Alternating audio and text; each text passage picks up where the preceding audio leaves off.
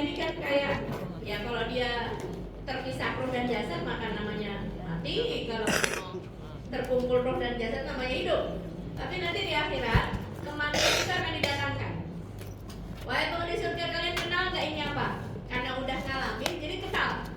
Kami tahu ya Allah itu kematian. Wahai penghuni surga, kalian kenal nggak ini apa?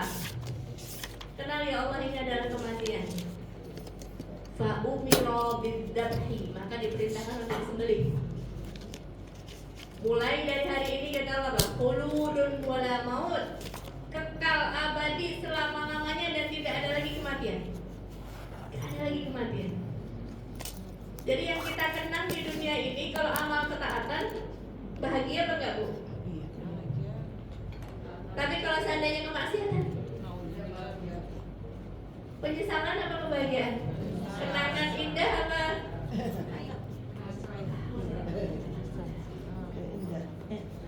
Jadi kita sekarang itu gimana caranya memastikan setiap momen adalah kenangan-kenangan indah gitu ya, yang nanti akan kita ingat di surganya Allah.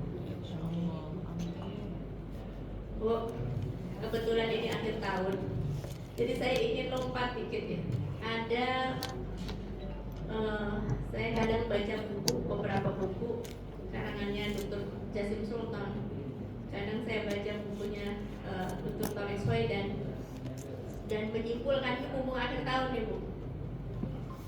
Menyimpulkan, saya sendiri menyimpulkan bahwasanya Allah tidak salah sudah menyebutkan dalam Al-Quran kuntum khairu ummatin ukhrijat,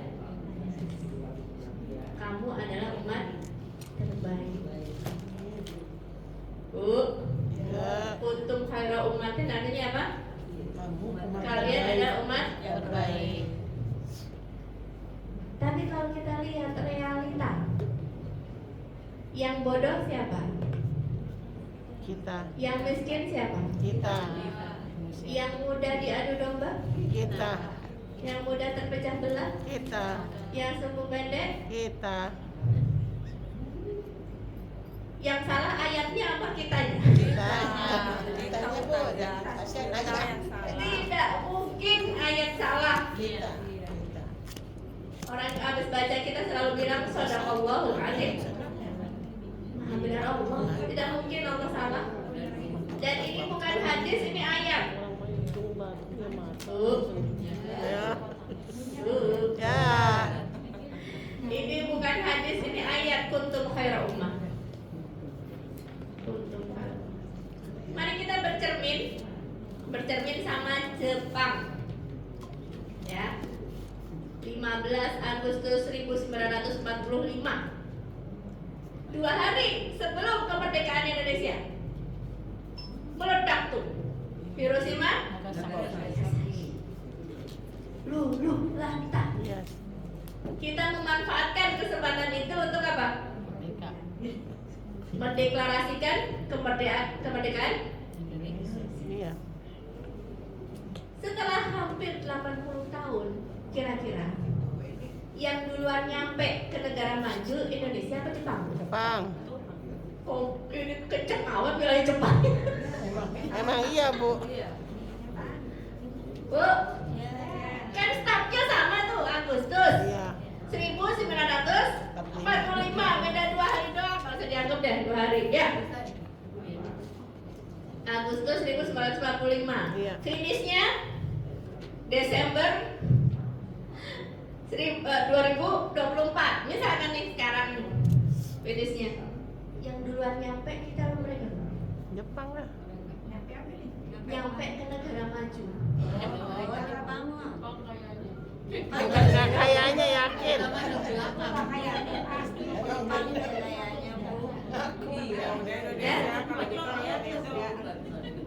Ya.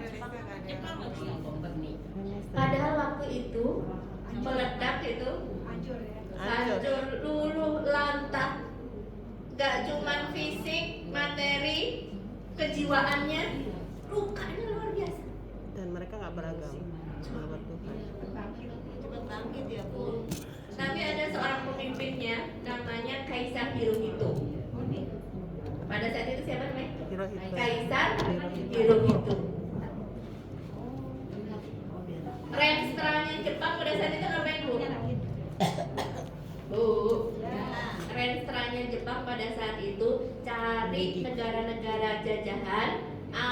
sebanyak mungkin sumber daya alam, keruk bawa ke sana. Cari lagi, jajah lagi mana. Jadi dia pingin jadi pemimpin dunia dengan cara itu. Namun bom itu membuat Kaisar Hirohito itu melek, Sadar diri ya. sadar. Jadi ini Hiroshima Nagasaki dulu lautan.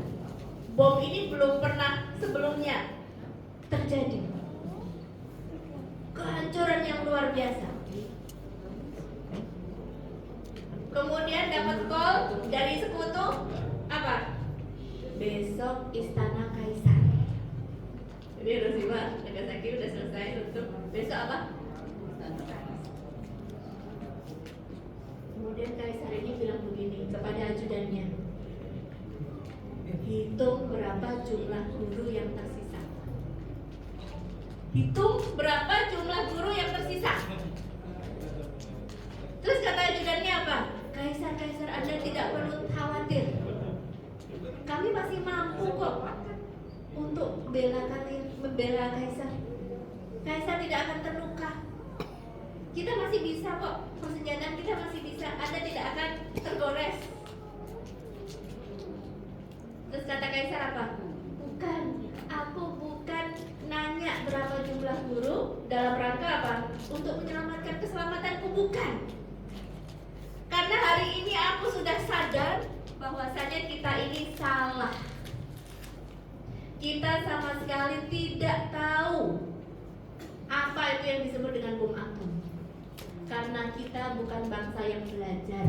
Itu kata Kaisar Jepang. Lagi bagaimana kita? Kaisar Jepang aja bilangnya apa? Kita sama sekali tidak tahu apa yang disebut dengan teknologi bom atom itu. Makanya kita saat ini hancur lebur. Karena kita bukan rakyat yang belajar, bukan bangsa yang belajar. Kita salah. Masya Allah. Kalau Jepang aja bilang begitu, kita bagaimana, Bu? Bangsa yang belajar apa bangsa yang nggak belajar, Bu? Senang-senang. Memang iya. Nggak mau. Kita dijajah company, kita dijajah Jepang. Harusnya itu semakin luka di hati kita, semakin kita bangkit. Harusnya begitu. Ya enggak? Kan lawannya begitu, semakin ditekan harusnya apa? Bu, ternyata kata Dr. Jasim Sultan, mereka mampu menjawab 3 pertanyaan. Mereka mampu menjawab 3 pertanyaan yang mendasar. Yang pertama, pertanyaannya adalah apa salahnya kita sehingga negara-negara pada saat terjadi bom atom itu kok tidak ada empati sama sekali? Yang bantu ya. Tidak ada sama sekali. Ibu kemarin COVID ya. COVID itu kan gak cuma Indonesia kan, negara-negara semua kena ya. Iya. Tapi kan kalau menolong gak, Bu? Saling support kan, Bu? Iya. Ada empati meskipun sama-sama kena COVID. Tapi ini ketika terjadi ledakan di Hiroshima dan Nagasaki, tidak ada empati, tidak ada bantuan dari negara-negara sekitarnya. Apa ya yang salah? Apakah cara kita menjalin diplomasi dengan negara-negara yang lain yang salah? Apakah komunikasinya yang kurang terbangun?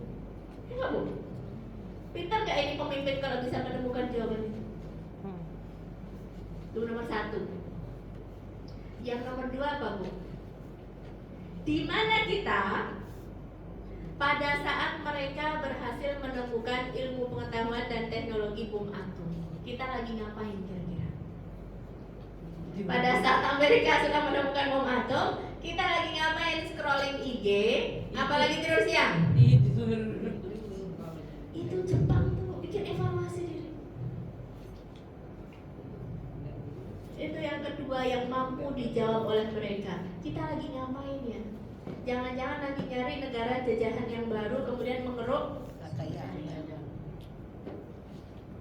Itu pertanyaan kedua yang mampu dijawab oleh mereka. Kemudian yang ketiga apa, Bu? Yang ketiga adalah akademisi kita, ilmuwan kita, universitas kita, profesor dan dokter kita, yang harusnya memberitahu kita Anda berjalan menuju langkah yang salah.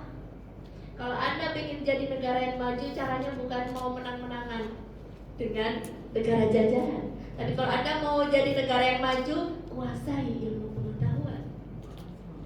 Keren gak? Ini loh pemimpin yang keren juga ini.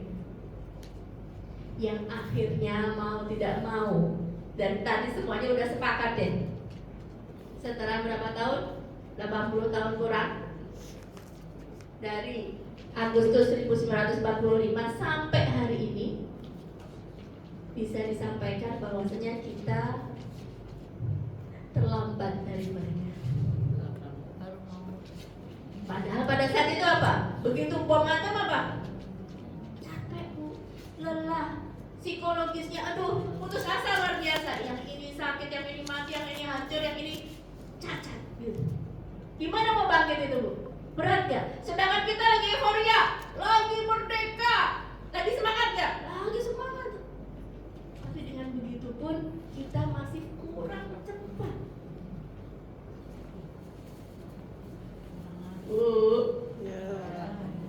Iyanya yang kompak. Iya.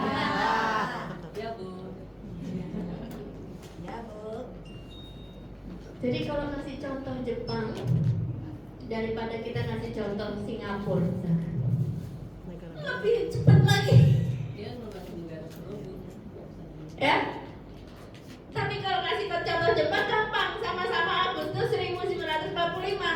Startnya sama kok. Mereka baru lagi hancur-hancurnya, kita lagi merdeka. Waktunya sama ya bu? Apakah kita 24 jam, mereka 60 jam sehari gitu? Makannya kurang lebih sama. Yang beda apa bu?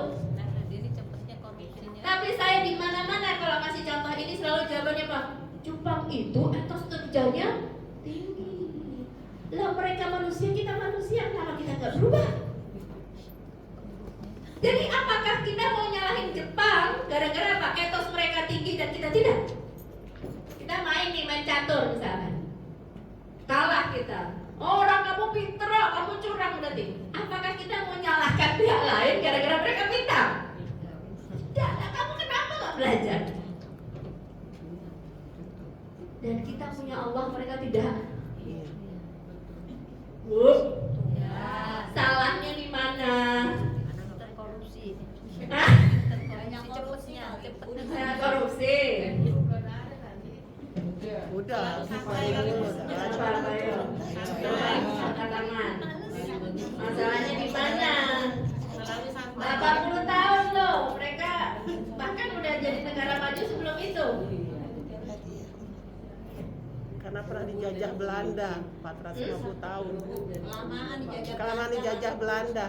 Ya itu alasan yang boleh aja dipakai. Jadi tambah bego. Ini gara-gara Jepang, tapi nyalahinnya Belanda. Lama banget kok. 350 tahun ya. Kan kita udah nggak dijajah Belanda tuh. Indonesia lama berpikir. Terlalu Lama banget banyak Kelamaan berpikir. banyak santainya. Iya, Santainya. Coba review aja bagaimana seorang pemimpin yang namanya Hirohito itu berpikir dan akhirnya menyadari dan akhirnya apa? Menyerah kepada sekutu. Padahal bagi orang Jepang yang namanya menyerah itu haram. Benar nggak? Lebih baik apa? Bunuh diri. Tapi pada saat itu dia sadar dan dia tahu apa? Oh, kali ini aku menyerah. Dan dia mengumumkan menyerah kepada sekutu di radio dan semua orang masyarakat itu menganggap kaisar itu kayak dewa. Mereka semuanya berlutut di depan radio dan mengakui bahwasanya kita menyerah kepada sekutu, sebuah kalimat yang haram bagi orang Jepang. Tapi dia berubah. ya. Kita punya Allah, kita beriman kepada Allah. Jadi kenapa saya kasih cerita ini dulu? Karena saya ingin menyebutkan ada hal pokok menurut saya yang menyebabkan umat ini mundur. Yang pertama adalah dikotomi antara akhlak barat dan akhlak timur. Dikotomi akhlak barat dengan akhlak timur. Dikotomi artinya pemisahan. Ini mumpung akhir tahun, kesempatan kita untuk review, kita harus berubah ke depan. Udah ada yang nulis resolusi 2025? Kalau Allah kasih umur saya di tahun 2025, saya mau apa? Ada yang berani bilang juz 30 hafal? Sekarang saya cek ya. Siapa yang mau hafal Quran? Sebentar, belum pertanyaan ini, pertanyaan pertama dulu. Siapa yang mau masuk surga? Angkat tangan. Kita angkat tangan nih. Mau semua ya? Oke. Udah, turun. Pertanyaan kedua. Siapa yang mau hafal Quran? Angkat tangan. Nah, turunkan. Ada orang yang sodik, ada orang yang kadib. Sodik itu artinya sungguh-sungguh, Bu. Memang artinya benar, jujur. Tapi kalau dia dalam perbuatan artinya sungguh-sungguh. Kalau dia ditanya siapa yang mau masuk surga kemudian angkat tangan, tapi di antara yang angkat tangan itu ada yang sungguh-sungguh mau ngambil surga, ada yang malas-malasan. Jawabannya aja yang pencet. Sama seperti pertanyaan yang kedua. Siapa yang mau hafal Quran? Terus 30. Tapi di antara yang angkat tangan itu ada yang sungguh-sungguh, saya memang mau ngafalin terus 30. Ada yang dan itu juga sama pertanyaannya seperti kepada mahasiswa atau murid-murid di sana. Siapa yang mau naik kelas? Siapa yang mau ranking 1? Semua angkat tangan ranking 1 pengennya. Tapi di antara yang angkat tangan itu ada yang memang betul-betul belajar untuk dapat ranking 1, ada yang jadi ada yang sodik, ada yang kadib.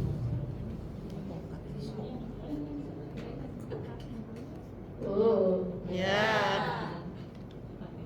Mafhum ya, insyaallah ya. Jadi kalau sodik dalam ucapan itu artinya jujur, tapi kalau sodik dalam perbuatan itu artinya sungguh-sungguh. Barang siapa yang memang pingin surga, maka dia akan melaksanakan dalam kehidupannya. Betul. Barang siapa yang ingin mendapatkan syahid, maka dia akan sungguh-sungguh dalam perbuatan. Perbaiki kehidupan aja. Nggak jauh-jauh, berbuat baik aja. Pingin sih masuk surga, gitu. Tapi Kalau saya mama, masih jalan terus. Itulah bukan orang yang sok. Kalau orang yang sok dia akan memfokuskan semua energinya untuk mendapatkan. Dan kita memang disuruh sama Islam seperti itu, Bu. Innallaha yuhibbu ma'aliyal umur wa yakrahu sifsafah. Sesungguhnya Allah mencintai perkara-perkara yang tinggi dan membenci perkara-perkara yang remeh. Bu, ya. Allah mencintai perkara-perkara yang tinggi, yang mulia, dan membenci perkara-perkara yang remeh. Gara-gara ini baper, gitu kan? Gara-gara kenapa sedikit baper, mutung, itu yang krosif salah. Allah nggak senang perkara-perkara yang remeh begitu. Orang yang menginginkan hal yang tinggi, maka dia nggak akan berhenti gara-gara digigit semut. Lagi dia cuma digigit semut doang, gitu, nggak akan ngaruh sama perjalanan dia ya. Ini momen akhir tahun kita evaluasi diri. Jadi tadi menurut saya yang pertama adalah dikotomi antara akhlak barat dan akhlak timur. Ada spidol nggak? Saya tuh lupa nggak bawa.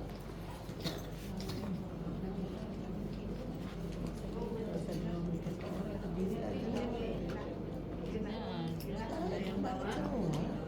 Ya kan bahas juga.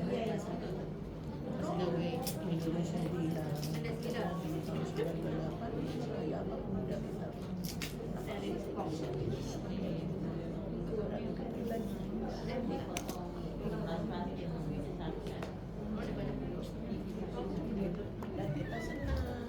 Iya, nerima. Oh gitu ya, Bu? Ulang tahun.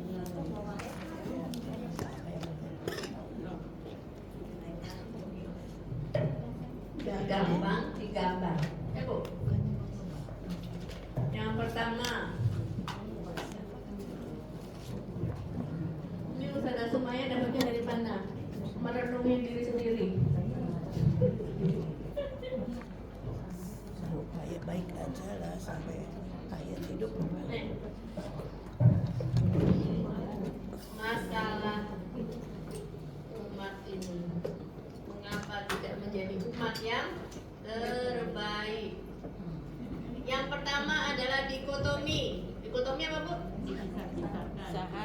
Dipisahkan antara akhlak barat dan akhlak timur. Kalau kita sebut akhlak misalkan, ya Bu, kalau kita bilang, oh kamu tuh akhlaknya yang bagus, seolah-olah seluruh akhlak itu punyanya timur, yaitu apa? Sopan santun, tutur kata yang baik, pemurah, penyayang kepada yang lemah, hormat kepada orang tua, titik. Padahal sebenarnya akhlak itu adalah akhlak universal. Gak boleh ada dikotomi itu. Memang rahmat, penyayang kepada sesama, hal yang baik yang kita perlu. Tapi seolah-olah kalau disebut akhlak cuma itu doang. Contoh ya, saya ini orang Solo kan. Kalau di depan ada orang tua maka disuruh undur. Itu namanya punya akhlak. Di Timur Tengah, yang namanya akhlak yang menonjol dari Timur Tengah itu apa? Pemurah. Kalau ada tamu tuh apa? Sembelihin kambing. Makan. Pemurah. Tapi kita lupa.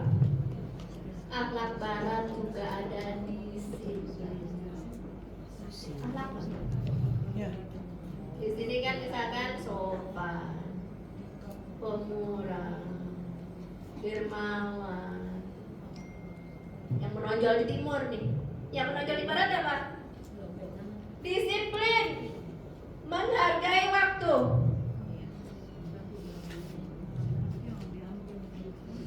Menghormati orang sudah mengeluarkan waktunya, maka saya harus datang pun tepat waktu. Apalagi? Komitmen. Mencintai kebersihan. Kebersihan kelihatan di barat atau di timur, Bu? Ini akhlak kita enggak? Akhlak kita. Akhlak kita. An-nadhafatu minal iman. At-tahuru syatrul iman. Dalam hadisnya at-tahuru syatrul iman. Kebersihan itu sebagian daripada iman. Jauh di sini aja juga gitu. Ya enggak? Terus apa lagi? Teratur, manajemen, termanage, teratur dalam urusan. Saya dengar dosen saya bilang begini, komitmen juga ini.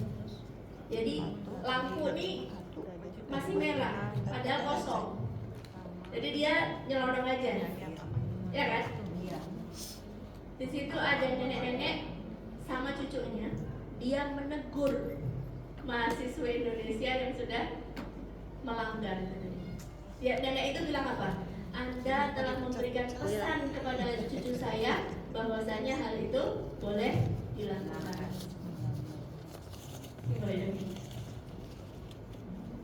Oke, apalagi? Disiplin, mencintai kebersihan, mencintai ilmu pengetahuan. Punya timur, punya barat, atau punya Islam? Punya Islam.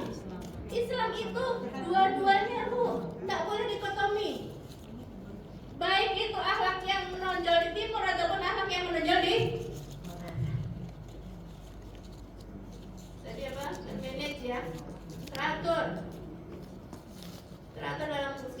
kesimpulannya, mencintai ilmu pengetahuan.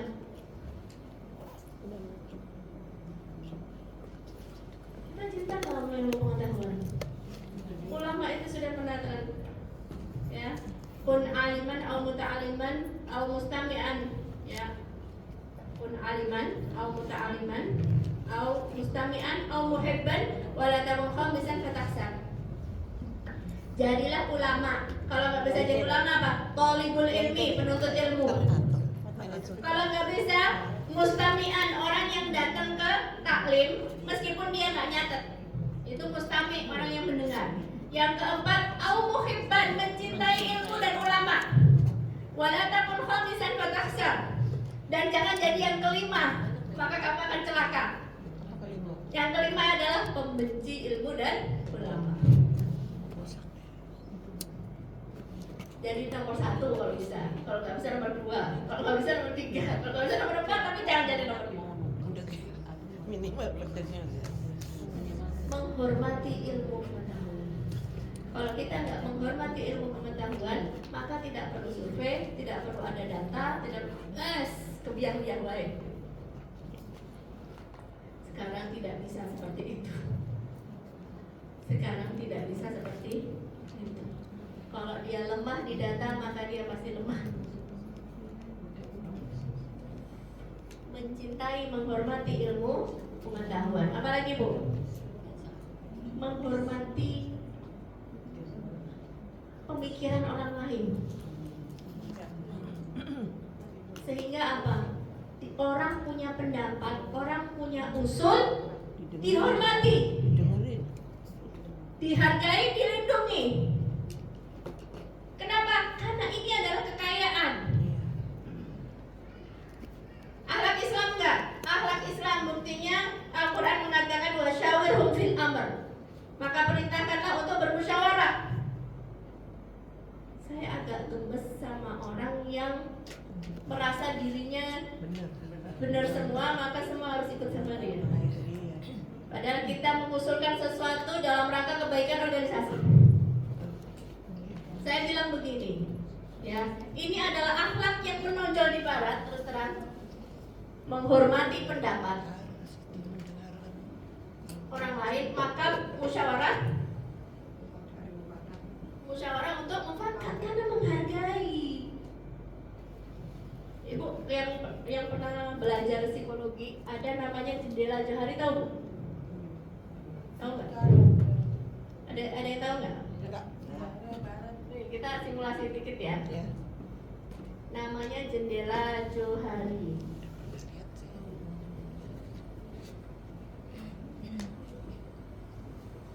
Menurut Ibu, ini ada berapa kotak? Hah? 9 ya? Ada yang lain? Ada yang setuju yang lain? 10? Kok 10? Terus ada lagi berapa? 10, 11, Berapa? 12. Banyak. Paling banyak berapa? 10. 15 ada tuh. Ada yang nemu 15 nggak? 20. Coba ya. 1, 2, 3, 4, 5, 6, 7, 8, 9, 10, 11, 12, 13, 14. Oh banyak ya? Bu, tadi yang bilang 9 siapa? Berubah nggak? Kenapa begitu? Karena orang lain bisa melihat apa yang tidak kita lihat.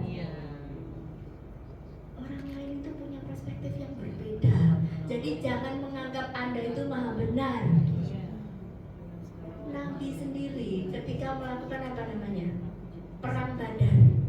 Perang Badar. Ini Nabi Al-Munazzal wahyu ilaih, yang turun wahyu kepada beliau. Perang Badar. Ini sumber Badar. Terus Nabi ngambil apa? Kita sekarang standby di sini. Di mana? Di lembah, di dekat sumur Badar.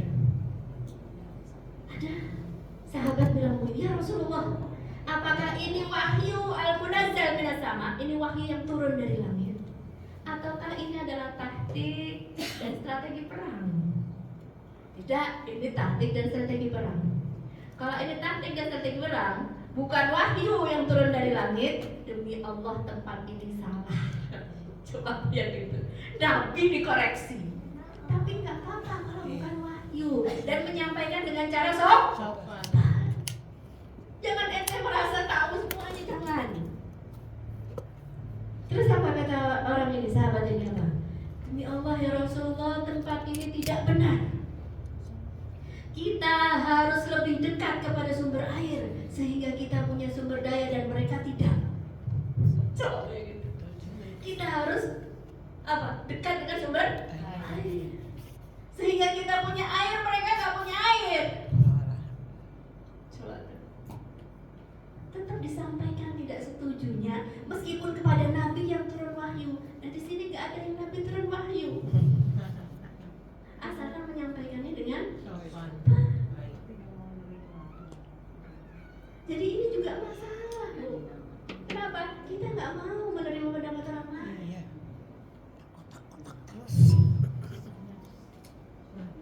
Jadi di sini, ya, ada akhlak-akhlak yang menonjol di barat dan tidak menonjol di timur. Padahal kita mengangkangi yang namanya akhlak itu punyanya timur semua. Akhlak itu adalah sopan santun, tutur kata. Itu bukan pembenar bagi akhlak barat yang buruk. Misalkan apa? Pergaulan bebas. Kita nggak setuju tentunya sama mereka. Tapi kenapa hal-hal yang baik seperti ini yang itu bagian dari Islam kita abaikan? Itu baru masalah akhlak. Bu, kenapa diam semua? Aku. Betapa ini sudah saya renungi, ya kan? Dan kegemesan ini akan saya tuangkan kepada ibu-ibu supaya jadi kegelisahan bersama. Supaya jadi kegelisahan bersama, sehingga sebagaimana Hirohito, Kaisar Hirohito mau belajar dari kesalahan dia dan mau berubah, kita pun harus berubah. Mumpung akhir tahun, meskipun nggak harus berubah itu nggak harus berubah akhir tahun. Proses. Ya? Tapi sadar, oh kita salah dan kita harus berubah. Jadi ini bukan pembenar bagi akhlak mereka yang buruk, bukan. Tapi ada akhlak universal yang itu adalah akhlak Islam. Bukankah disiplin itu Islam? Bukankah mencintai ilmu pengetahuan itu Islam? Bukankah mencintai kebersihan itu Islam? Bukankah mencintai keteraturan itu adalah Islam? Terus kenapa kita patok yang namanya akhlak cuman ini? Itu baru yang disebut dengan akhlak, belum value. Apa bedanya akhlak sama value? Nilai. Nilai dari Ini satu SKS nih, Bu. nilai dari tata nilai. Nilai-nilainya. Hah? Udah puyeng? Apa-apa lah akhir tahun ya. Bu, Ya. apa bedanya akhlak dengan nilai? Value itu nilai. Nilai. Value itu kan nilai. Ya.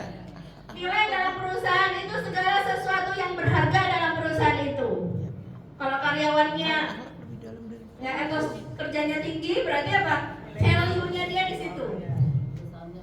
Value itu yang bernilai dan dijunjung tinggi. Pertanyaan. Ya, ini gampang nih pertanyaannya, jawabnya yang kompak ya, Bu. Ini ada pertanyaan PPKN misalkan atau PMP. Di manakah perbuatan berikut ini yang sesuai dengan nilai-nilai Pancasila? A. Membuang sampah pada tempatnya. B. Membuang sampah sembarangan. C. Membuang sampah di kali. Kompak ya? Makanya itu pelajaran itu sangat mudah karena itu cuma teori. Apakah yang jawab A? Semua murid yang jawab A tadi itu pasti dia melaksanakannya? Enggak. Kadang dari mobil keluarin Kalau ada got, buang kosong. Kenapa? ya walaupun siswanya. Oh, kenapa? Jadi mengajarkan akhlak itu berbeda dengan menanamkan value, menanamkan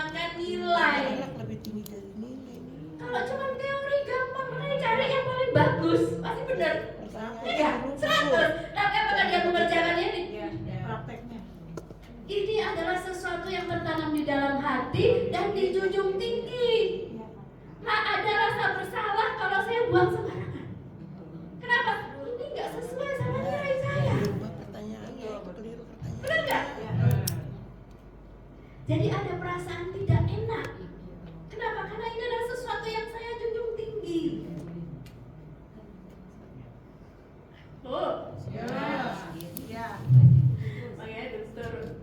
Torik Soedan itu pernah melakukan survei berapa ribu khotib Jumat, dan rata-rata lebih dari 80% khotib Jumat itu tentang apa? Tentang akhlak, tentang birrul walidain, akhlak sabar, akhlak ikhlas dan seterusnya. Tapi berapa dari sekian persen itu yang akhirnya terinternalisasi dalam karena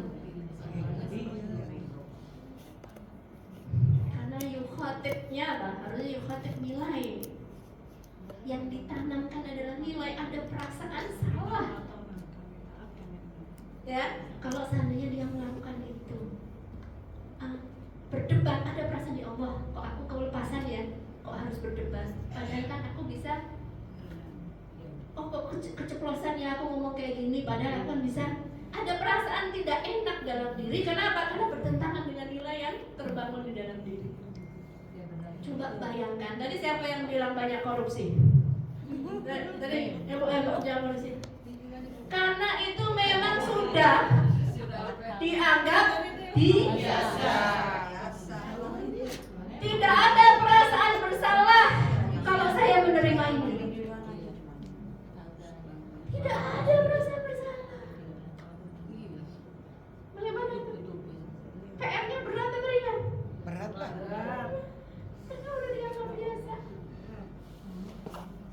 Perasaan dianggap biasa. Kenapa tadi yang misalkan disiplin? Enggak apa-apa. Termasuk saya tadi datang terlambat dan disclaimer. Ada perasaan bersalah. Misalkan kita janjian sama orang, dia udah datang duluan dan menunggu. Ada perasaan bersalah. Itu adalah yang namanya kalau acara jam 8 itu berarti mulainya jam 9. Itu sudah umum. Semua pasti di situ.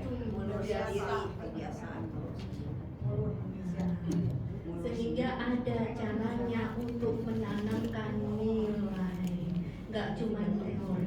Namanya piramida, Bu. Nah, saya hapus ya. Misalkan umurnya, ada anak baru bayi, baru lahir, ada anak umur 5 tahun misalkan, ada anak usia SD misalkan, ada anak usia SMP SMA, ada anak usia kuliah dan bekerja, ya kan? Hal apakah yang paling berpengaruh kepada anak-anak ini? Coba ibu jawab ya, secara spontan saja. Nomor 1, orang tua, setuju? Siapa yang setuju orang tua yang paling berpengaruh? Ya. Ya. Nomor 2, lingkungan sekolah. Setuju juga? Yang tadi katakan lagi. Yang ketiga, Lingkungan rumah ya. medsos. Iya juga.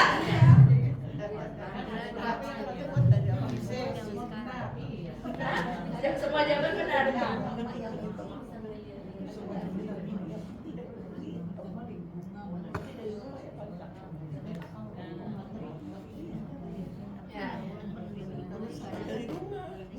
Ternyata setiap tahapan ataupun usia itu ada hal-hal yang paling berpengaruh kepada dia. Anak baru bayi, baru lahir banget, gak mungkin medsos, Bu. Ya. Gak mungkin. Dia dipegangin HP juga gak bisa megang, namanya baru lahir. Sehingga di situ adalah orang tua yang paling Dominan. keluarga. Ketika dia sudah mulai masuk TK, dia ketemu sama guru, ketemu sama lingkungan, atau bahkan SD, maka lingkungan itu juga turut membantu. nanti dia akan membandingkan, kata orang tuaku nggak begitu. Kalau seandainya terjadi perbedaan nilai antara yang di sekolah sama yang di kemudian ada peer group kalau dia remaja, SMP, SMA, ya, di situ keluarga sudah kurang berperan lagi karena dia sudah lebih banyak mendengarkan temannya. Apa kata temannya itu adalah rujukan bagi dia. Dan di atas itu tentu bahkan mungkin medsos ya, mulai dari anak SD mungkin bisa lebih banyak lagi sekarang pengaruhnya. Gara-gara anak SD sudah mulai pegang. Ya, apa referensi untuk memutuskan segala sesuatu? Berita atau kanal-kanal yang terpercaya. Dia sudah nggak terlalu lagi tergantung sama temannya. Jadi setiap tahapan ataupun usia itu apa? Memiliki pengaruhnya masing-masing. Nah, kita di sini sebagai pendidik yang perlu memikirkan itu. Kalau misalkan cucu kita umur berapa? Ya, maka kita perlu memikirkan itu. Bagaimana caranya dia mendapatkan input-input yang. Nah, sekarang ada namanya piramida terbalik dalam penanaman nilai. Ini beneran kayak kuliah nih kayaknya. Lagi besok ujian ya.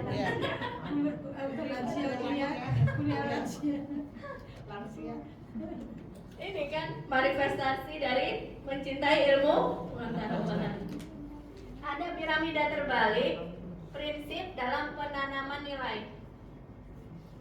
Penanaman nilai itu di sini ada 4. Paling bawah namanya nasihat. Porsinya harus paling kecil. Teori. Yang kedua namanya konsistensi dan pengulangan sehingga menjadi habit. Kalau sudah habit mudah, tapi memulai segala sesuatu itu sulit. Yang ketiga, penghargaan dan motivasi. Ini kan cara menanamkan nilai. Dan yang paling besar, Contoh. namanya ketauladanan. Jangan dibalik-balik. Ketauladanan porsinya jauh lebih besar daripada nasihat. Kenyataannya nasihat kita lebih banyak daripada ketauladanan.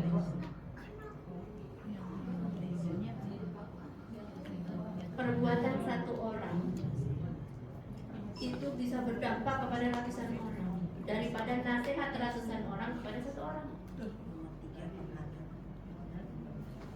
Abu Nawas itu dinasihatin pemabukan.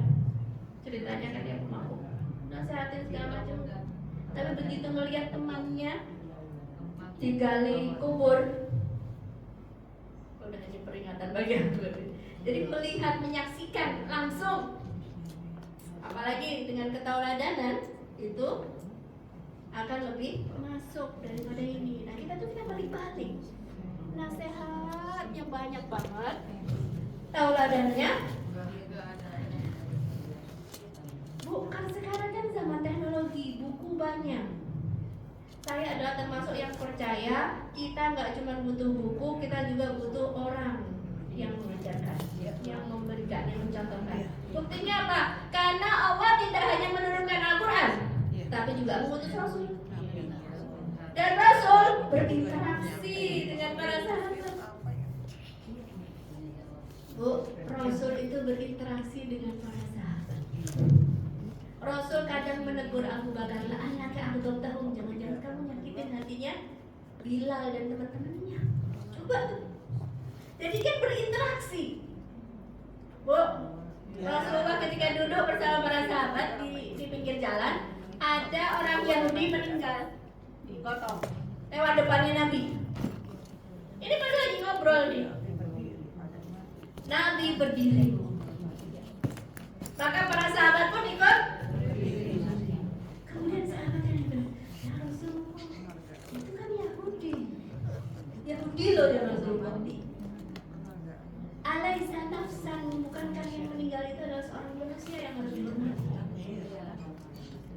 Jadi Nabi itu berinteraksi langsung dengan para sahabat sehingga mengenal bagaimana karakternya Nabi. Ketauladanan. Jadi ketauladanan pertama, porsinya harus lebih besar daripada. Apalagi kalau yang dinasehatkan bertentangan dengan ketauladanan. Contoh, ada bapak-bapak nasehatin anaknya yang lagi remaja apa? Leo, jom rokok Le. Rokoknya rapek kok, kesehatan. Dan bahasa Jawa nggak? Jangan merokok, Le. Jangan ngerokok. Tapi si bapak itu sambil apa? Ngerokok. Contohnya. Bertentangan nggak? Salah. Runtuh langsung ini.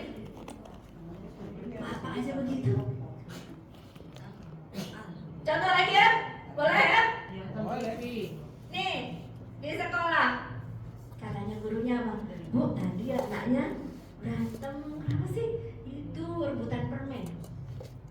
Terus di jalan kita nasihatin akhlak yang baik. Itu apa? Nah, kalau masalah permen, masalah kecil aja jangan berantem sama teman, kan kita bisa beli lagi. Nggak apa-apa. Berbagi aja sama teman. Jangan berantem.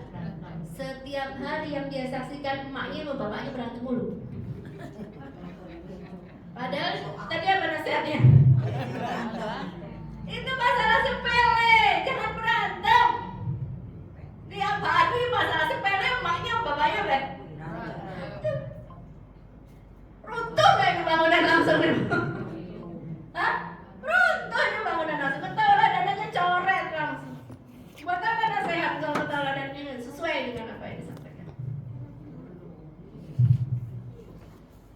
Ya, meskipun kita tetap prinsipnya karena kita orang dewasa, ungdur maqala wa la taqdur man qala. Apa esensi dari nasihat itu yang kita suruh diambil, jangan siapa yang bicara. Kita rugi sendiri kalau kita melihat siapa. Subjektif dan tidak objektif. Jadi ini Bu, dikotomi antara alam barat dengan alam timur. Dan kita masih ada PR dalam penanaman nilai.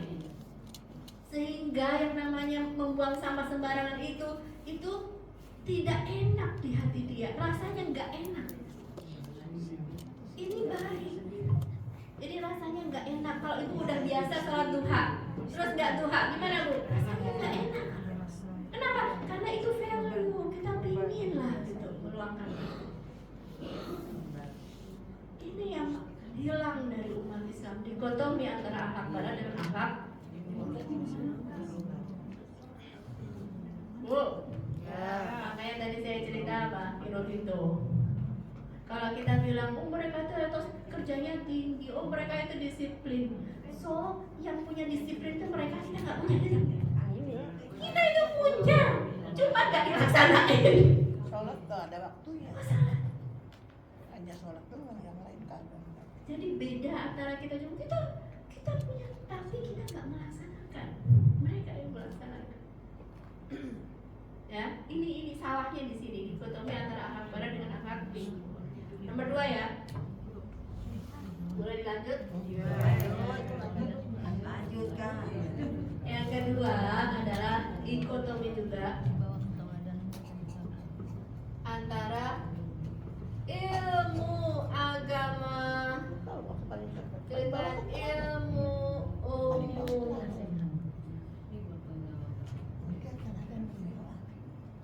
Kamu kalau kamu biar sukses belajar agama. Titik.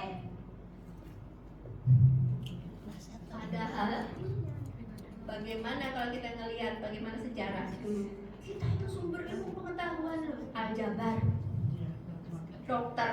Ibnu Sina, Ibnu Khaldun. Ibnu Khaldun ahli apa Bu? Ahli sejarah dan sosiologi kan? Tapi uniknya mahasiswa itu kan banyak lulusan sosiologi, ya kan? Tapi kalau ditanya siapakah ilmuwan Islam tentang sosiologi dan sejarah, jawabnya apa? Ibnu Khaldun. Itu ulama abad berapa, Bu? Kenapa nggak tumbuh ilmuwan baru? Kalau ditanya, ya, ilmuwan Islam yang ahli kedokteran, dijawabnya apa? Ibnu Sina. Itu abad piro? Lah sekian abad itu apa nggak tumbuh ulama-ulama yang baru? Berarti kan kita memang dikotomi antara ilmu agama dan ilmu. Saya kemarin dapat tugas di dosen saya. Tugasnya apa? Review jurnal tentang long life education atau long life learning. Kita itu harus belajar sepanjang hidup. Dan itu berdasarkan penelitian, orang yang mau jadi pembelajar seumur hidup, tingkat kesuksesannya lebih tinggi. Jadi misalkan kita nggak tahu tentang fotokopi, begitu kerja di sini dan dia mau belajar tentang fotokopi, tentang komputer, misalkan tentang ini, maka dia kesuksesannya lebih tinggi. Karena mau menjadi pembelajar seumur hidup.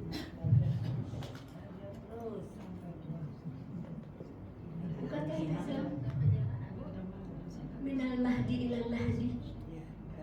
Bu, saya mau tanya, ayat pertama yang turun itu apa? Artinya apa? Bacalah, bukan sholatlah, bukan sedekahlah. Tapi mengapa umatnya Iqra, wahai umat Iqra, kalau ditanya buku terakhir yang dibaca kapan? Tahun berapa? 2020. Sekarang udah ada medsos, baca malas. Saya bilangnya baca buku bukan baca medsos. Gak setuju aku. Bukan baca medsos, baca buku. Enggak sempat. Bu, itu gak sempat tuh. Bahaya. SD waktu SMP waktu SMA waktu iya. Selesai kuliah apa? Wassalamualaikum warahmatullahi wabarakatuh. Wahai umat Iqra, ayat yang pertama kali turun adalah Iqra. Kata Stephen Covey, Bu, tidak ada yang mampu mendongkrak wawasan atau literasi sebuah bangsa kecuali baca buku. Gimana? Wajar nggak kalau kita memang terlambat dari negara-negara lain?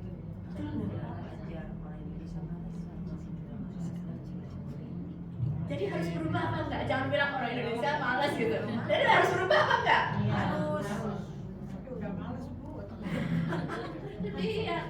Itu dia masalahnya. Terlalu banyak santainya.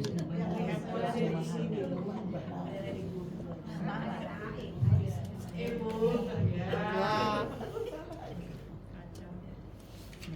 Dari survei, kemarin saya dengerin Dr. Gamal Albin Said ya, komisinya tentang pendidikan, itu menyampaikan tingkat literasi anak SD di Indonesia itu ya ranking kecil sih, tapi dari bawah. Dari sekian banyak negara yang disurvei, ternyata tingkat literasinya baik memahami bacaan ataupun berliterasi dengan atau memahami numerik. Jadi kita sudah tahu memang ada masalah di sini sekali. Bu, kata Dr. Torek Soedana, Pak, sebagaimana ibu harusnya mengevaluasi ibadah, ya, ibadah, terus datang ke taklim minimal sepekan sekali, misalkan, atau bisa 2 kali, 3 kali. Kemudian apa lagi? Maka mutsaqaful fikri sebagai seseorang yang harusnya mutsaqaf itu punya bacaan minimal 200 halaman per pekan. Coba dibagi 7, 200 berapa? 30. buku apa aja. Sekarang ditanya buku apa dong, gitu dong. Iya. Tanya dong. Kan buku banyak. Di sini ada perpustakaannya nggak? Ada. Enggak. Ada. Di atas ada. Quran dong. Ada di atas kok. Terus nanti alasannya lagi nggak bisa ke atas kan? Capek kakinya nih. Bisa nyuruh cucu nggak? Suruh. Ada di atas. Maksudnya denger aja gitu. Bu, Ya, jangan baca. 10 halaman per hari. Nah, sekarang saya bilang, tanya dong, apa namanya buku apa? Buku kan banyak, mulai dari buku fisika, kimia, ya nggak? Iya. Ada sistem namanya 50%. 50% itu harus yang mensupport bidangnya ibu-ibu sekalian. Bidang ibu di mana? Dulu kuliah pernah sempat kuliah apa? Misalkan. Ibu sempat kuliah tentang misalkan kesehatan. Maka ibu 50% dari bacaan ibu itu harus yang mendukung bidangnya ibu lagi. 50% lagi bacaan bebas. Boleh resep, boleh tata cara merawat tanaman, atau tentang pendidikan, ataupun tentang yang lainnya.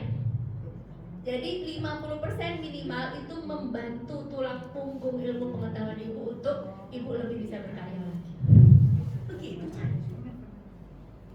Diajarin nggak? Itu sekarang saya ajarin. Kalau saya sendiri minimal tiap bulan harus beli 1 buku. Dan itu kalau sampai akhir bulan itu masih ada plastiknya. Ini emang sengaja biar saya itu merasa bersalah kenapa itu masih plastikan dan belum bisa baca. Bisa umur.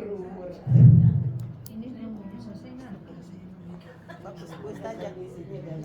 Kalau seandainya kita 50% membaca yang apa bidang kita, was kita kan sudah pensiun, udah enggak, mungkin tidak akan berkarir lagi di bidang itu. Ya, terusin Bu, terusin.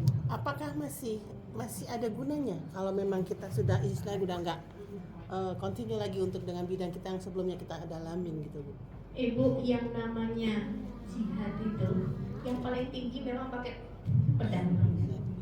Yang paling rendah itu namanya mengingkari di dalam hati dan meninggalkan tempat maksiat itu. Tapi di tengah-tengah itu dengan lisan dan tulisan. Ibu masih bisa berkarya dengan tulisan nggak? Enggak. Untuk membuat suatu karya tulis itu kan memerlukan kapabilitas apa istilahnya kemampuan dia untuk mencurahkan nulis secara runtut. Kalau memang sudah terbiasa jadi nulis mungkin bisa, tapi bagi yang kayak saya as an auditor gitu kan untuk menulis itu bukan yang hal biasa. Kalau memang mengomentari hal-hal yang memang diaudit itu memang bisa, tapi Nanti untuk kita mencurahkan tampungnya di mana? Di amal jama'i, kerja bersama. Karena kita kadang nggak bisa kerja itu sendiri. Nanti kita tulis di yang ketiga. Jadi yang kedua ini adalah dikotominya itu dulu salah. Jadi ketika kita bilang udahlah usia segini belajar ini saja tanpa mau mengembangkan yang memang bidang kita apa. Saya mau ngasih contoh cerita ya. Memang usianya memang usia produktif. Tapi ini bukan pembenaran, ini masih produktif semua kok. Masih banyak yang bisa dilakukan kok. Meskipun nggak harus nulis buku, tapi minimal harus ada bacaan itu harus, karena kita umat Iqra. Baca Al-Quran, baca tafsir sekarang. kalau ke situ mungkin bisa ya Bu dilakukan Al-Quran dan tafsir mungkin. Tapi kalau untuk yang 50% di bidang kita yang sebelumnya mungkin sepertinya udah agak Kan ini kita ngitung, kita itu mau menentukan sesuatu itu kan pasti pakai hitungan ya. Kayak saya misalkan anak saya nih mau ngambil jurusan apa, saya bagi 3. Kamu punya minat di mana, interest. Kamu punya kemampuan di mana. Yang ketiganya kamu punya peluang di mana. Kan kita kalau mau penjurusan seperti itu, benar nggak?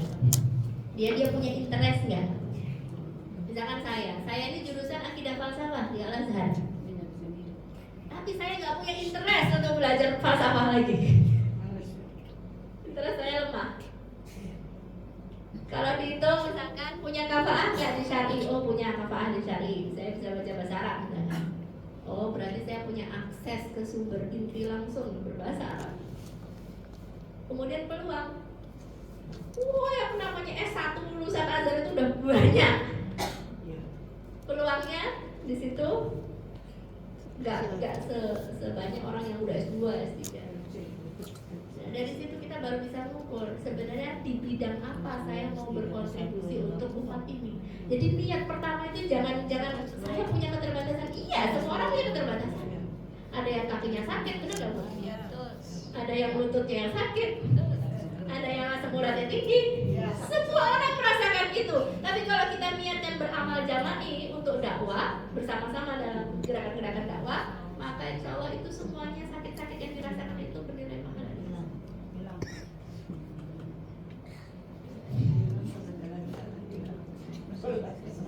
Ya, jadi pertama memang dibagi seperti itu.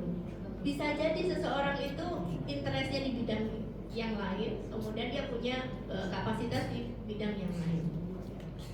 Ada teori namanya 9 Great Pop Talent. Pernah dengar nggak? Saya bilang makanya 2 SKS. 9 Pop Great Talent itu Bu, membagi seseorang menjadi 9 kuadran begini, 9 kotak. Ada yang tahu nggak? Seseorang itu dibagi 9 begini. Kelompok 1, kelompok 2, kelompok 3. Ini kuadrannya apa? Semakin tinggi kapasitasnya, bikin kue kapasitas tinggi, yang di sini peluang. Maka orang yang di box yang nomor 9 ini adalah star. Orang hebat ya, karena dia punya kemampuan tinggi dan punya peluang yang tinggi. Saya percaya kalau ada orang yang di sini di Indonesia, umat Islam Indonesia 10% aja yang jadi leader ya gini, yang jadi influencer, itu bakal perubahannya luar biasa. Tapi harus 10% gitu loh. Jangan 1, 2, kurang banyak. Jadi yang di sini ini harus banyak. Dia sadar akan dakwah, dia sadar akan membela agamanya, ya, punya peluang yang besar, punya kemampuan yang besar. Nah, ini Indonesia segera maju ini, bisa mengejar. Nah, kita ini orang-orang yang hebat di sini rata-rata di mana? Dipakainya di luar negeri. Iya. Karena apa? Balik lagi ke tadi tuh, penghormatan terhadap ilmu pengetahuan di luar apa? Tinggi. Kalau kita apa? Gak dipakai. Betul. Kamu jurusan kayak apa, nuklir misalkan, gak dipakai di Indonesia, gak bisa. Jadi penghormatan terhadap ilmu pengetahuan itu memang lemah. Jadi ini saling berkaitan.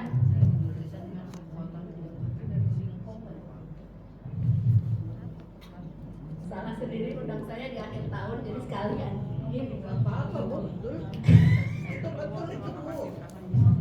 Kalau kita ketemu sama yang star itu Bu, yang star itu, dan itu jumlahnya banyak, maka yang terjadi adalah lompatan bangsa Indonesia.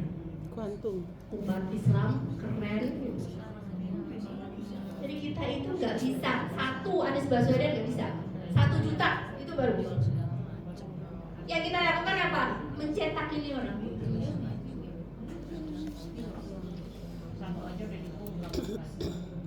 Kurang banyak, kita bisa. Sampai apa? Tahu nggak Ibu yang namanya Abu Bakar bilang kepada kaum muslimin dari saking Khalid bin Walid itu Bu, Khalid bin Walid itu cerdasnya luar biasa. Dia itu ahli strategi perang. Kata Abu Bakar apa? A'ajazat nisa ayyalid namithla Khalid.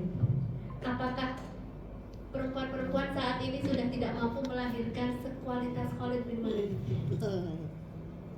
Sumber daya manusia ini. Kita ini sumber daya alamnya kaya, tapi sumber daya manusia.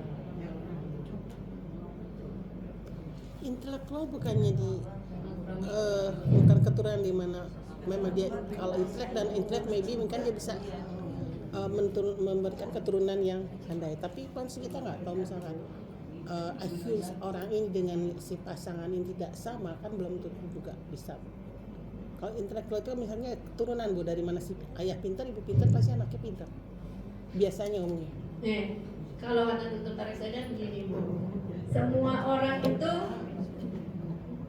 begini. Kebanyakan itu di tengah pasti. Orang yang sudah tidak bisa dididik lagi paling cuma 2%. Tapi orang yang punya kecerdasan luar biasa, punya bakat itu 2% juga. Tapi yang ini semuanya mampu didik. Yang di tengah. Biasanya seperti itu. Kita mau nyari yang di sini dong. Yang ini emang udah ada bakatnya. Sama apa? Jadi unsur itu gak cuma genetis doang. Banyak faktornya. Yang namanya badan ini yang dikasih sama Allah, semakin sering dipakai semakin tajam. Olahraga tuh, semakin dipakai itu semakin kuat. Beda sama mesin buatan manusia. Kalau sering dipakai apa? Cepat rusak. Gak dipakai aja cepat rusak kan? Karakter. Yang namanya otak itu baru kita pakai berapa persen? Banyak tidurnya. Lebih banyak yang tidur. Semakin dipakai, semakin itu belajar. Apalagi ngapal Quran, itu semakin sambungannya semakin. Jadi ini masalahnya, umat Islam itu mau gak sih bikin rencana, sadar dia itu harus berubah. Mulainya dari mana? Sekarang masuknya nomor 3. Mulainya dari mana? Itu pertanyaan. Dari diri Ya, Bu. sendiri lah Bu. Jadi setelah kita tahu dikotomi antara akhlak barat dan akhlak timur, yang kedua dikotomi antara ilmu agama dan ilmu umum. Jadi orang bilang apa? Udah belajar bahasa Arab aja, nggak usah belajar matematika. Belajar syar'i aja, nggak usah belajar bahasa Inggris, nggak usah belajar teknologi. Salah, bin salah. Betul salah. Ada kisah begini ya. Orang berangkat S2 atau S1 ke barat. Ada orang dari Timur Tengah nih Muslim berangkat. Dia itu dapat nilai C semuanya. Di depan dia ada mahasiswa yang lain. Dia nggak setuju sama, nggak terima. Padahal dia dapat nilai A semuanya. B-nya 1. Ini orang yang pertama ya, yang di depan ya, duduk di depan. Ini orang kedua, orang Muslim yang duduk di. Ini dia dapat A semuanya, B1. Yang 2 C. Yang ini C. Ini yang Muslim nih. Dia harus ketemu sama dekannya atau dosen yang tugasnya untuk memotivasi memberikan. Dia apa? Saya nggak terima. Kenapa saya dapat B? Kenapa saya dapat B? Padahal sebelumnya saya sudah mengerjakan sebagaimana yang diperintahkan. Yang saya dapat A. Kok saya dapat B itu kenapa? Padahal lainnya apa?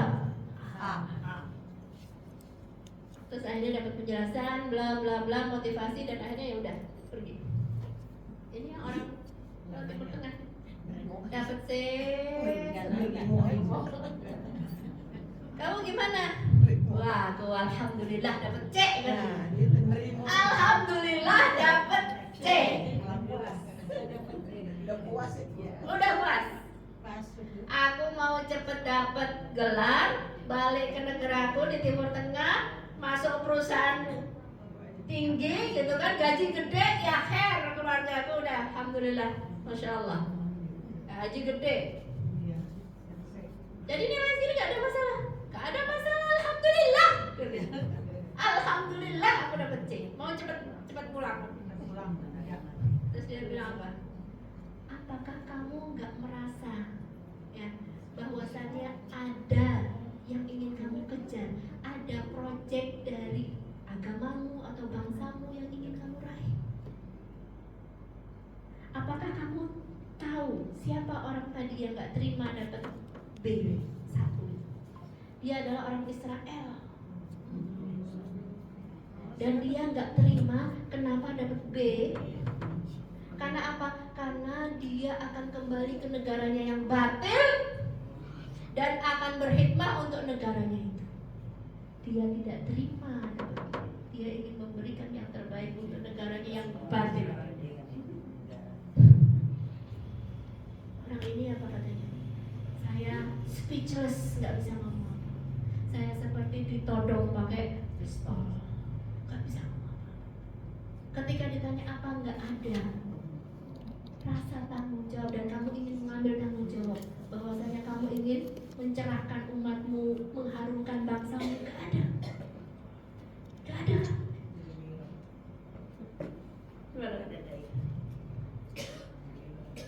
Coba ya. Jadi dari nilai kita kalah nomor 1, nilainya. Berarti pinteran mereka. Padahal harusnya sama kan? Sama-sama 24 jam, kesempatan untuk belajar sama. Terus yang kedua apa? Dari semangat jauh mereka, padahal negaranya batin. Nah kita, ya aku dapat gaji besar, alhamdulillah. Bisa nikah sama istriku, anak aku, ya selesai. Apa nggak ada project dari umat ini yang ingin kamu harumkan? Kalau kamu berprestasi itu mengharumkan nama agamamu dan bangsamu. Dan nilainya kita rendah, dari semangat pun keok. Dikotomi antara ilmu agama dengan ilmu. Kalau kamu berlian dalam ilmu pengetahuan, itu kamu akan mengharumkan nama agamamu dan nama bangsamu. Coba bareng. Harus berubah nggak kita ini? Harusnya seperti bu guru itu. Iya betul. Kita belum semua. Jadi Habibie itu betul. Impact dan impact dan impact. Ibu, halo Bu. Ya. Yang menyadarkan saya benar-benar sadar adalah pada saat apa? Tragedi yang kemarin tuh. Apa namanya? Di Libanon itu apa? Pager ya. Ibu tahu nggak beritanya? Tahu jangan-jangan. Tahu enggak? Jadi di Libanon, Hizbullah itu untuk komunikasi dia pakai pager. Dulu tuh. Kenapa pakai pager nggak pakai HP? Dihack. HP gampang disadap. Dia punya pager dulu. Jadi dia pakainya pager. Tapi karena Libanon nggak bisa memproduksi pager, maka dia impor dari negara lain. Kemarin yang kejadian apa? Meledak secara serentak yang bunyi pagernya itu. Serentak. Ternyata ketika kita nggak bisa memproduksi dari negara kita sendiri dan kita beli dari luar negeri apa? Mudah ditanam bahan. Tahu kita ya. Ini kan menunjukkan karena kita tidak mampu. Nah, sekarang gini, menggunakan pager sama memproduksi pager sama apa tidak? Contoh gini, enggak, kita itu, kamu pingin apa sih? Pingin universitas kita ada universitas, pingin penelitian kita ada pusat penelitian, pingin apa? Semuanya kita ada kok. Contoh nih ya, ini contoh juga. Di negara Teluk misalkan, kaya kan? Karena kita ingin ramah teknologi, maka seluruh murid harus pakai iPad. Keren nggak Bu? Berarti bisa ramah teknologi, benar nggak? Wah, bisa canggih nih. Itu namanya pengguna teknologi, bukan orang yang berkontribusi dalam. Itu di Barat ya, itu di Saudi misalkan. Jadi semua sekolah ini karena dia ingin maju maka muridnya harus pakai. Sedangkan kalau kita datang ke Jepang, pakai apa? Pakai kapur. Terus ini blackboard. Papan tulis sama kapur. Dia nggak pakai iPad. Tapi bukan berarti kalau kita temukan itu di Jepang dia tidak menguasai teknologi, dia lebih menguasai teknologi. Jadi mengguna teknologi sama berkontribusi dalam ilmu pengetahuan dan teknologi itu berbeda. Dalilnya apa? Ketika tidak ada maka dia harus dicari. Contohnya ya, ada orang yang anti misalkan, wah Amerika itu pokoknya Amerika sebenarnya. Terus dia ternyata harus operasi. Terus kata temannya apa? Bu, kata dokternya apa? Ini satu-satunya yang bisa operasi itu di Amerika. Berangkat enggak? Berangkat kalau punya duit. Satu-satunya yang bisa operasi Amerika. Berangkat nggak Bu? Ngebelain ini. Kenapa? Karena dia punya dan kita tidak, gitu loh. Jadi salah satu bukti bahwasanya dia itu memang sudah berkontribusi dalam ilmu pengetahuan adalah dia dicari pada saat kita kehilangan. Dia dicari. Ya, jadi yang nomor 2 adalah ilmu agama dan ilmu umum. Yang ketiga adalah teratur. Jadi kita adalah jawaban dari apa? Mulai dari mana? Itu kan jawabannya kok kayaknya kompleks banget dari tadi. Ustazah Sumaya ngisinya cuman masalah umat ini. Terus oke, kita sekarang udah sadar kita harus berubah. Kita mau mulai dari mana? Dari mana? Dari sendiri. Jadi sebenarnya saya nyontek ya. Manhajnya PKS. Manhajnya PKS. Nomor 1 adalah pribadi. Mulai dari diri sendiri. Beramal itu, bekerja itu pertama untuk merubah diri sendiri. Sebelum merubah orang lain, kita harus merubah diri sendiri. Sehingga tercapai 10 sifat.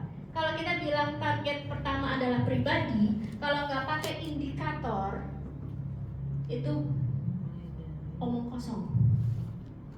Kalau nggak pakai indikator, ya, maka omong kosong. Contohnya apa? Tujuannya apa? Menjadi pribadi Muslim sejati. Indikatornya apa? Indikatornya ada 10 sifat. Kalau misalkan 10 kebanyakan, saya maunya 5, boleh, nggak ada masalah.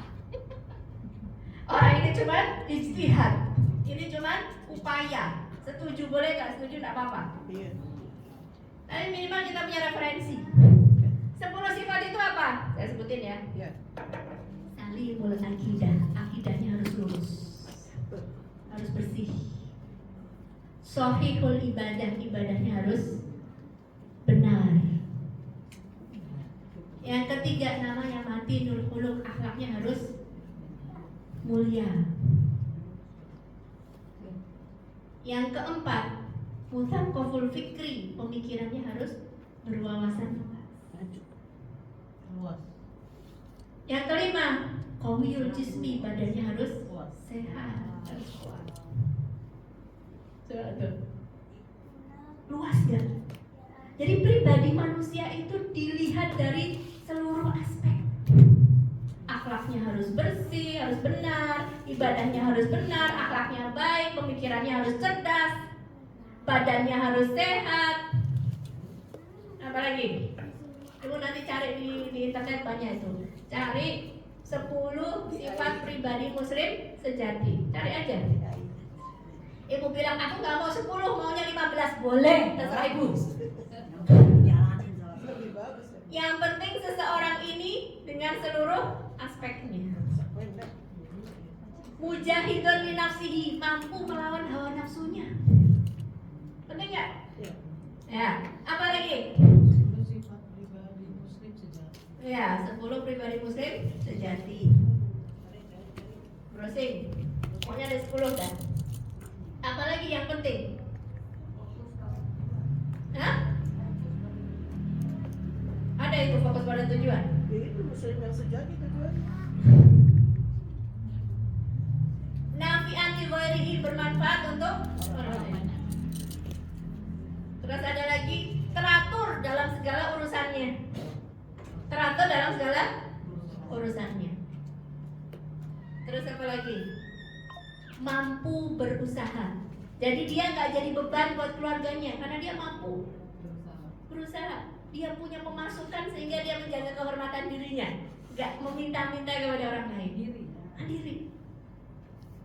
Jadi ini manusia muslim. Jangan cuman kalau kita bilang seorang muslim maka dia ibadahnya saja titik. Nggak boleh begitu.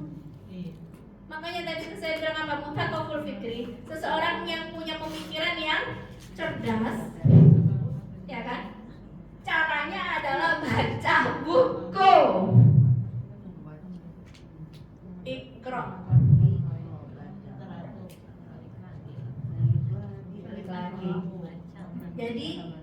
Ya, kalau sudah seorang itu memperbaiki dirinya sendiri dan dia kemudian punya target menjadi pribadi muslim yang sejati, maka dia harus bikin indikator. Indikatornya apa? Berarti kalau ibadah harus tepat waktu misalkan.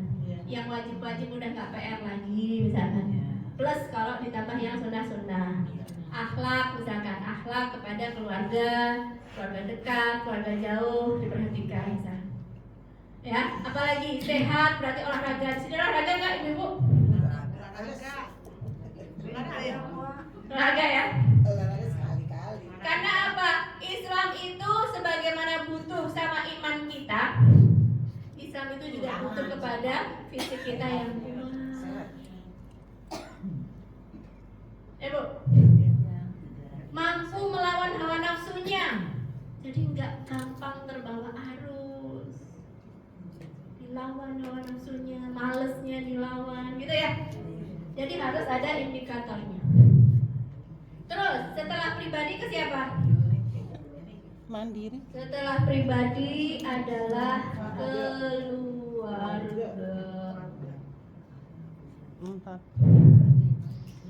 Bermanfaat bagi orang lain bisa, Bu. Itu 10 sifat pribadi itu. Jadi sekarang masing-masing ibu mendidik diri kita sendiri supaya tercapai 10 ini. Oh, keluarga. Supaya mencapai 10 ini. Oh, aku kok masih suka marah ya? Oh, gimana caranya biar Mengurangi. Banyak istighfar. ada istighfar. Oh, kok aku masih suka telat subuh ya? Oh, gimana caranya biar nggak telat subuh? Itu baru langkah pertama, itu pribadi. Ya Bu. Yang kedua, keluarga. Sehingga menjadi keluarga muslim sejati. Keluarga yang baik. Keluarga yang baik itu gimana? Seorang laki-laki yang punya pribadi muslim yang baik menikah dengan perempuan yang punya pribadi muslim yang baik, menikahlah dia. Kemudian mudah-mudahan turun anak keturunan yang soleh dan soleha. Itu target kedua. Apakah pasti 100% keluarganya pasti soleh dan solehah? Belum. Tapi tujuan ke sana harus ada. Harus ada. Ya, jadi objek yang kedua ataupun tujuan yang kedua adalah membentuk keluarga yang masih ada yang ketiga. Yang ketiga adalah lingkungan. Bukankah lingkungan itu adalah kumpulan keluarga-keluarga? Benar? Keluarga ini, maka lingkungannya meskipun kita nggak bisa katakan seluruh lingkungannya baik 100%, tapi minimal di situ ya tercipta lingkungan yang apa? Yang sehat, yang baik, yang rukun, yang akur, saling tolong menolong dalam kebaikan. Ya Bu, dibuat proyek-proyek apa yang sesuai dengan kebutuhan masyarakat. Oh, di masyarakat ada fenomena misalkan KDRT, maka kita bikin proyek gimana caranya biar terlindungi. Ada bullying kepada anak-anak kita, gimana caranya? Atau misalkan banyak yang perempuan yang udah berusia tapi belum punya pasangan. Berarti harus ada apa? Ada daurah, pranikah, dan dibantu. Waqiful ayyama minkum, dan nikahkanlah orang-orang sendirian di antara kalian, itu diperintahkan oleh agama. Supaya apa? Supaya dapat kedudukan pandangan, supaya dapat menjaga kehormatan. Ya Bu. Yang berikutnya sesudah lingkungan baru apa? Berkontribusi dalam perbaikan negara. Di dalam ruang lingkup negara pun harus ada yang amar ma'ruf nahi munkar. Gak bisa kita bilang udah gue kagak mau ngomongin politik. Gak bisa. Karena apa Bu? Kalau kita misalkan ngasih tahu orang, lu jangan mabok, lu jangan berantem sama istri lu jangan pukulin anak-anak lu misalnya. Hukumnya apa tuh? Mengingkari kemungkaran. Wajib. Itu baru di kampung. Kan di parlemen. Mengingkari kemungkaran di parlemen itu lebih wajib lagi karena produknya undang-undang yang merasakan seluruhnya. Coba bayangkan yang di sana yang bikin undang-undang apa? Yang mabok, satu, yang kedua penyanyi dangdut, yang ketiga di mana produk undang-undangnya? Jadi tetap harus ada orang-orang baik yang isi di sana, Bu. Harus ada. Jadi jangan anti-anti banget sama gua orang kagak seneng. Kita nggak disuruh ngompol. Ngompol itu ngomong politik. Ngompol, enggak lah. Kita maunya masyarakat kita itu baik. Ya. Jadi ini tahapan-tahapan untuk mencapai kejayaan umat, insya Allah. Sudah capai. Bukan tadi PKS itu P-nya ke keberanian, terus yang K-nya kesehatan, keluarga, yang S-nya apa Bu? Itu bukan itu bukan singkatan. Ambil contoh. Iya. Jadi ruang lingkup pertama kita kan disuruh bekerja, memperbaiki itu mulai dari mana? Dari pribadi. Saya harus mengubah diri saya yang tadi saya benci sama buku, saya mau baca buku. Saya harus mengubah diri saya yang tadinya akhlaknya tidak baik menjadi lebih baik. Itu baru step pertama. Yang kedua keluarga, yang ketiga lingkungan, yang keempat berkontribusi dalam perbaikan. Mulai dari teratur, mulai dari Nah, capek. Oke Bu, capek dulu. Mahasiswanya ngomong. Mahasiswanya lansia.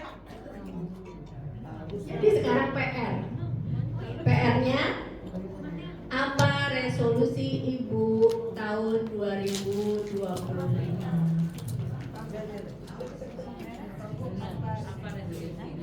Jadi sekecil apapun yang Ibu lakukan. Ibu pernah baca buku Atomic Habit belum? siapa Bu?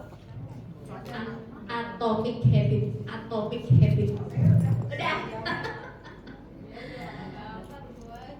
Hal terkecil apapun yang Ibu lakukan, asal konsisten, maka akan membuat perubahan yang besar. Di Atomic Habit itu contohnya apa? Ibu pesawat nih, dari Jakarta mau kemana? Ke Kuala Lumpur misalkan. Tapi ini geser nih, sedikit aja, 1 derajat aja. Nanti bukan ke Kuala Lumpur, Bu. Ke mana? Jadi akan membuat perubahan yang besar. Kalau Ibu, jadi yakinlah kita bukan tugasnya menyaksikan kejayaan Islam, bukan. Kita tugasnya adalah berkontribusi dalam kejayaan. Kalau masalahnya di kita, di pribadi kita, maka kita harus berubah.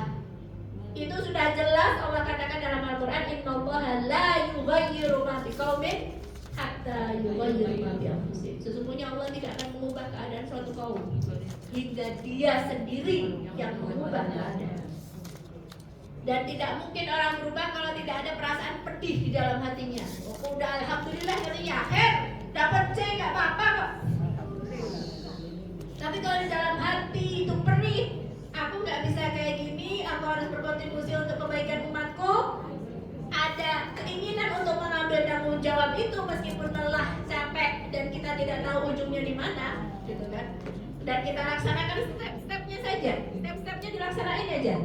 Maka insya Allah 10% yang kita harapkan tadi itu loh Bu, ya 10% tadi yang apa? Yang leader, yang influencer dari masyarakat kita, insya Allah akan berubah menjadi perubahan yang luar biasa di masyarakat kita. Jadi PR-nya apa tadi? Resolusi tahun 2025. Siap? Bintangnya supaya banyak. Bintangnya banyak, harus banyak. Gimana Bu caranya? Caranya kalau kata Dr. Jazil Sultan harus ada orang-orang itu memang orang yang menginfluence, dia sadar sama keadaan umatnya, kemudian dia menginfluence, dia mempengaruhi dan punya kemampuan untuk mempengaruhi, sehingga ini menjadi pemahaman bersama. Oh ya, saya salah, saya mau mengubah.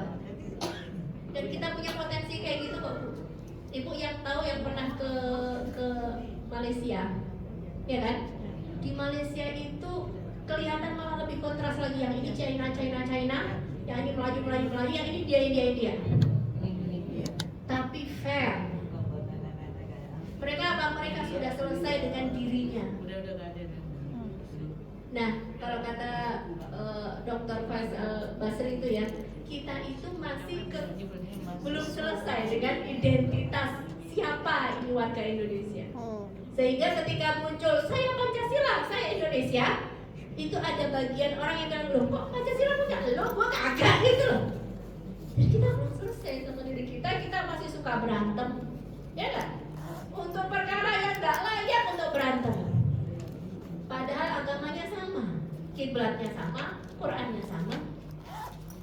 Ini kan penghalang ya supaya kita bisa lebih maju lagi. Oke. Kemarin ada request sholat berjamaah ya Bu ya. Nanti ini tema lain nih, ya Bu. Ya. Jadi nanti kalau misalkan sholat berjamaah, kemudian ada yang pakai kursi ya, pakai kursi, maka untuk mempermudah kakinya itu sama dengan belakang kaki kursinya. Jadi nanti orang berdiri di samping sini Bu, kakinya samain aja, nggak ada masalah di situ. Karena kan udur. Ini kan orang duduk di kursi di sini ya, sampingnya tuh di sini, sama dengan kaki kursinya. Tidak mengapa untuk memudahkan, meskipun akhirnya dia akan lebih maju. Kemudian yang penting dari sholat duduk itu, apa yang tidak bisa ditinggalkan seluruhnya jangan apa yang tidak bisa dikerjakan seluruhnya jangan ditinggalkan seluruhnya. Maksudnya apa? Ketika dia bisa berdiri, nggak bisanya cuma sujud, maka berdiri aja. Gitu. Jadi berdiri, kemudian ketika rukuk masih bisa ya ikut rukuk, tapi kalau nggak bisa ya duduk baru rukuk. Jadi apa yang tidak bisa dikerjakan seluruhnya jangan ditinggalkan seluruhnya. Kemudian terkait dengan posisi merukuk, sebenarnya yang namanya rukuk aja itu yang penting menundukkan sudah selesai Bu. Itu sudah cukup, itu sudah sah. Tapi rukuk yang bagus adalah ketika sudah rata. Itu balik bagi orang yang posisi berdiri. Tapi bagi yang posisi duduk, maka cukup kepalanya saja. Meskipun pakai badan pun boleh saja. Jadi di sini adalah wasa, adalah perkara yang lapang, yang luas. Perkara yang luas jangan disempit-sempitin. Perkara yang sempit jangan diluas-luasin. Oke?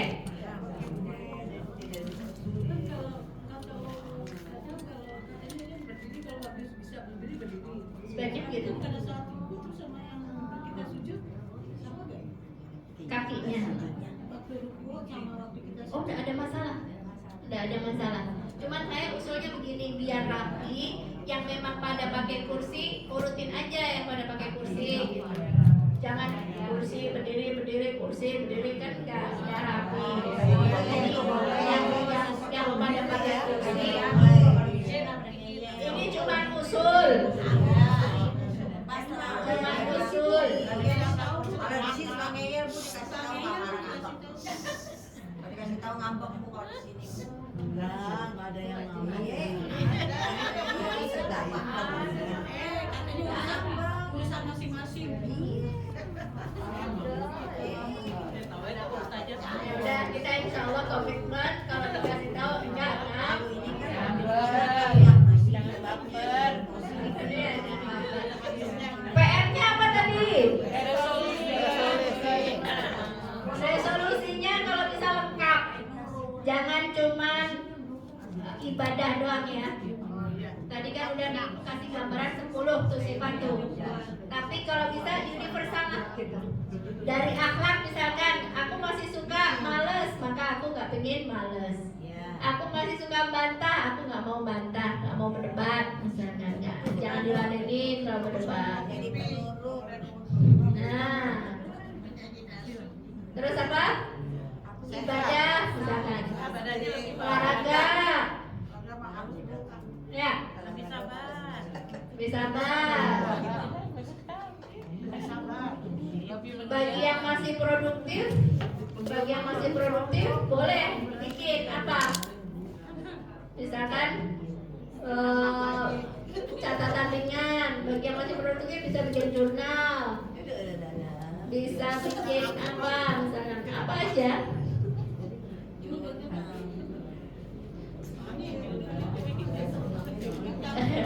Resolusi, bukan risol ya, tapi resolusi 2020. Kalau Allah kasih umur kita di 2025, maka semua yang kita catat itu bernilai pahala. Kalau nggak dikasih umur, oke Bu? Jadi ibadahnya, akhlaknya, hubungan juga Bu. Hubungan sama Allah itu ibadah itu. Hubungan kepada sesama. Itu siapa yang harus saya sambung? Siapa yang harus saya sambung dan bentuk nyambungnya gimana? Kasih contoh ya. Ada Hasan Banna namanya. Dia itu menghitung tante dari pihak bapak dan pihak ibu. Menghitung tantenya istrinya dan masing-masing disambung. Yang satu kota cara nyambungnya beda, bawa sembako sama datang setahun sekali. Kalau yang luar kota dikirim. Keren nggak tuh orang? Keren. Yang keren-keren kita contoh lah. Transfer.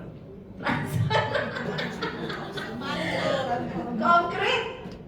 Ya, jadi siapa saja ya Allah kasih kesempatan kita dan berjumpa sama mereka, maka bentuk nyambungnya kayak gimana? Oke, gitu ya. Itu saja dari saya, mudah-mudahan tidak puas. Sehingga kita apa? Belajar lagi. Insyaallah. Ya, itu saja dari saya. Mohon maaf segala kekurangan. Aku qauli hada wa astaghfirullah li wa lakum fastaghfiruhu innahu huwal ghafurur rahim. Kafaratul majlis. Subhanallah rabbana bihamdik asyhadu an la ilaha illa anta astaghfiruka